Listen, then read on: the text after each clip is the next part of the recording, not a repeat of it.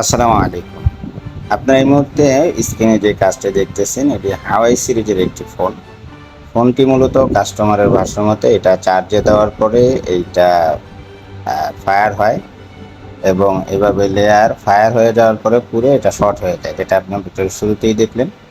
তো এই ধরনের সমস্যা হলে এই মাদারবোর্ডগুলি সারাটা খুবই সমস্যা। আমার এই মাদারবোর্ডটা ডেট হয়ে গেছে। কিছু কিছু সমস্যায় এরকম ফায়ার হলে নির্দিষ্ট কোনো সেকশন অকেজো হয়ে যায় কিন্তু ফোন চালু থাকে, কিন্তু এই ফোনটির ক্ষেত্রে একটু ব্যতিক্রম আছে, সেটটি পুরো ডেট করে চলে গেছে।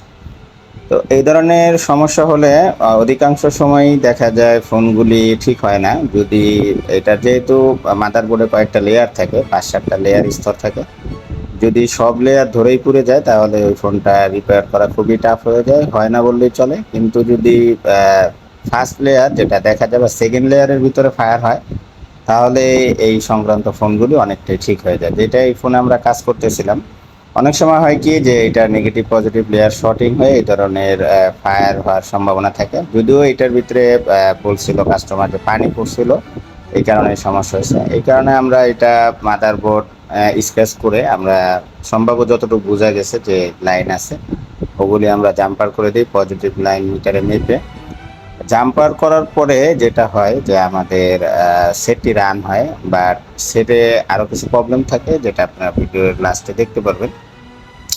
তো এই লেয়ার রিপেয়ার ক্ষেত্রে আপনার জাস্ট দেখা যায় কিছুটা প্র্যাকটিসের দরকার হবে, বা আপনাদের কাছে যেই স্যামসাংয়ের 532 মডেল J2 J5 এই ধরনের মডেলের ভিতরে যে লেয়ার থাকে, দেখা যায় সাববোর্ডে দেওয়ার জন্য পাশ দিয়ে চিকন করে একটু সাববোর্ড দেওয়া থাকে, যেটা দিয়ে পাশ দিয়ে লাইন যায়। আপনারা ওইটা কাটলে কেটে যদি জাম্পারিং শিখেন তাহলে আপনারা খুব সুন্দরভাবে লেয়ার জাম্পারিং বুঝতে পারবেন এবং লেয়ার কত স্তর হয় সেটাও সুন্দর করে বুঝতে পারবেন।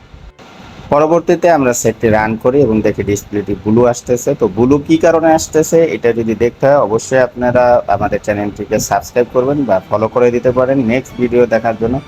ওইটাতে আমরা এক্সপ্লেন করব যে ডিসপ্লে সংক্রান্ত সমস্যার কারণে নাকি যেখানে ফায়ার হয়েছে এই কারণে সমস্যা হয়েছে। আগামীতে আবার দেখা হবে। সেই পর্যন্ত সবাই ভালো থাকবেন। আল্লাহ হাফেজ।